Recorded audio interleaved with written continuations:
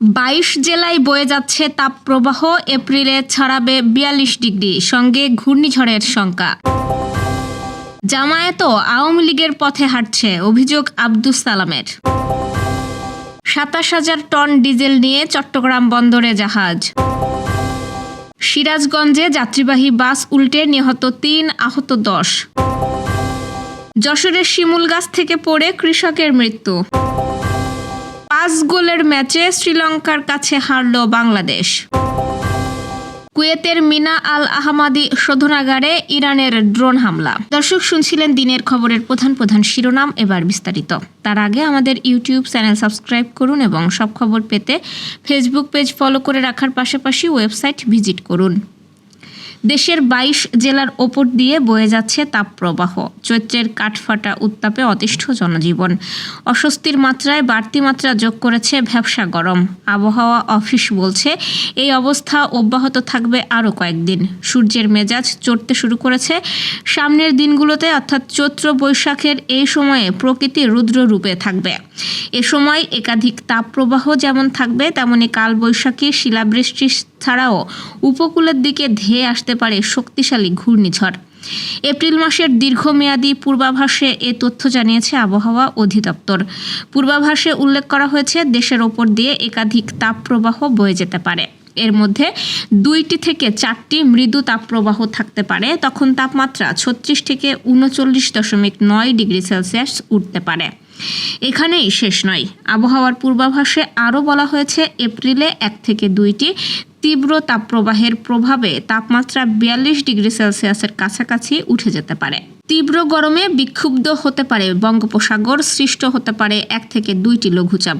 এর মধ্যে একটি লঘুচাপ রূপ নিতে পারে নিম্নচাপে। নিম্নচাপটি আরও শক্তি সঞ্চয় করে পরিণত হতে পারে ঘূর্ণিঝড়ে। এর সঙ্গে শিলাবৃষ্টি, কালবৈশাখী আর বৃষ্টি অথবা বজ্রবৃষ্টিও দেশের বিভিন্ন অঞ্চলে হতে পারে, এমনটি জানানো হয়েছে আবহাওয়ার এই পূর্বাভাসে।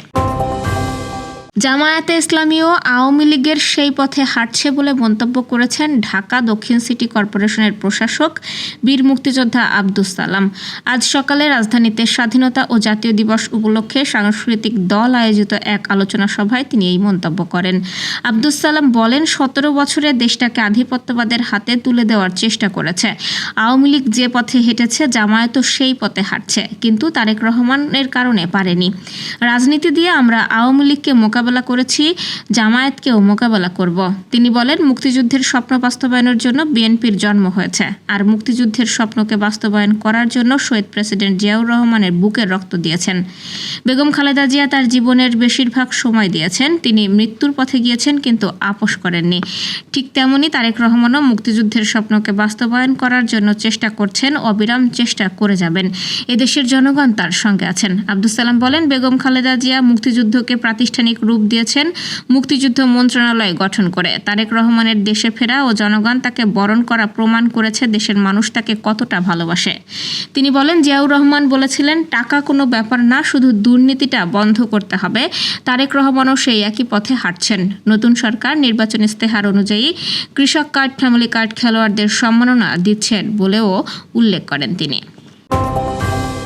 সিঙ্গাপুর থেকে ২৭,০০০ টন ডিজেলের একটি চালান নিয়ে আজ শুক্রবার ভোররাতে চট্টগ্রাম বন্দরের বহির্নোঙরে এসে পৌঁছেছে ইয়ান জিংহে নামের একটি জাহাজ। রাতে মালয়েশিয়া থেকে ৩৪,০০০ টন ডিজেল নিয়ে আরও একটি জাহাজ ভিড়বে বলে জানিয়েছে বন্দর কর্তৃপক্ষ।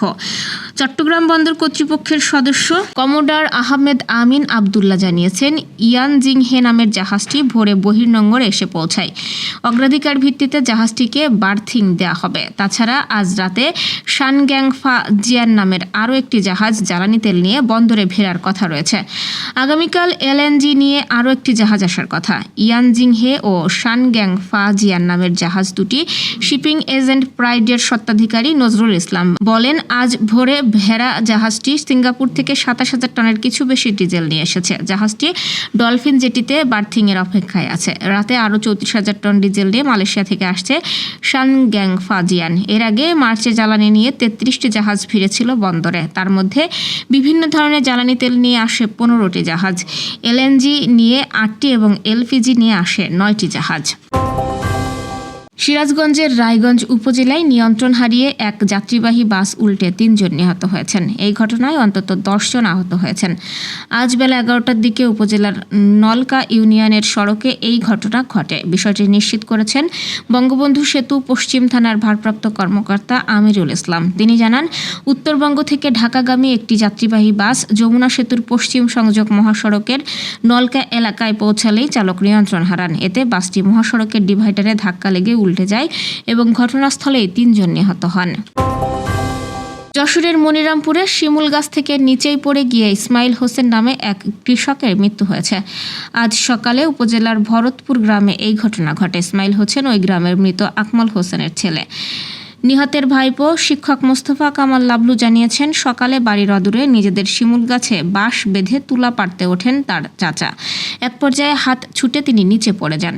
তাকে দ্রুত মনিরামপুর উপজেলা স্বাস্থ্য কমপ্লেক্সে নিয়ে গেলে সেখানে চিকিৎসক তাকে মৃত ঘোষণা করেন।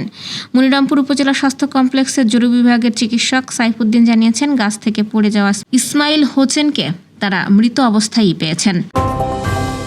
এশিয়ান গেমস বাছাই হকিতে নিজেদের দ্বিতীয় ম্যাচে জয় পেল না বাংলাদেশ। শ্রীলঙ্কার কাছে লড়াই করে হারতে হয়েছে আমিরুলদের। আজ আশিকুজ্জামানের দল হেরেছে 3-2 গোলে। ব্যাংককের শুরুতে শ্রীলঙ্কা এগিয়ে যায়। 6 মিনিটে পেনাল্টি কর্নার থেকে সেরান বোথালে গোল করে দলকে এগিয়ে নেয়। 13 মিনিটে বাংলাদেশ সমতায় ফেরে। পেনাল্টি কর্নার থেকে আশরাফুল ইসলাম জাল কাপালে স্বস্তি ফেরে। তবে বাংলাদেশের এই আনন্দ বেশি সময় স্থায়ী হয়নি। 3 মিনিট পর আক্রমণ থেকে কুশাল উইরাপুলি গোল করে বাংলাদেশকে ব্যাকফুটে ফেলে দেন। মাঝে প্রায় আধা ঘন্টা কোনো দলই পায়নি গোলের দেখা। গ্রুপে বাংলাদেশের পরের ম্যাচ 6 এপ্রিল, প্রতিপক্ষ উজবেকিস্তান।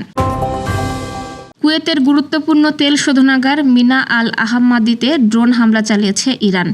শুক্রবার এই হামলায় স্থাপনাটিতে ভয়াবহ অগ্নিকাণ্ডেরও সৃষ্টি হয়েছে। রাষ্ট্রায়ত্ত প্রতিষ্ঠান কুয়েত পেট্রোলিয়াম কর্পোরেশন এক বিবৃতিতে হামলার খবর নিশ্চিত করেছে। প্রতিষ্ঠানটি জানিয়েছে, শোধনাগারে ছড়িয়ে পড়া আগুন নিয়ন্ত্রণে ফায়ার সার্ভিসের কর্মীরা কাজ করছেন। তবে এ ঘটনায় এখন পর্যন্ত কোনো হতাহতের খবর পাওয়া যায়নি। পারস্য উপসাগরের উত্তর উপকূলে অবস্থিত তেল সমৃদ্ধ এই ছোট দেশটি এই হামলার জন্য সরাসরি ইরান এবং ইরাকের সক্রিয় ইরান সমর্থিত শিয়া মিলিশিয়াদের দায়ী করেছে। চলমান যুদ্ধে এ নিয়ে অন্তত 3 বার মিনা আল আহমাদি শোধনাগারে হামলার শিকার হলো। কুয়েতে বর্তমানে 3টি তেল শোধনাগার চালু রয়েছে। দেশটির তেল উৎপাদনের জন্য এই শোধনাগারগুলো অত্যন্ত গুরুত্বপূর্ণ। কারণ শোধনাগার সচল না থাকলে তেল উত্তোলনের পর তা রাখার কোনো জায়গা থাকে না, ফলে বাধ্য হয়ে তেলের কূপগুলো বন্ধ করে দিতে হয়। দর্শক, এ ছিল দুপুরের আয়োজন। সন্ধ্যার খবর দেখার আমন্ত্রণ রইল। এতক্ষণ সাথে থাকার জন্য ধন্যবাদ।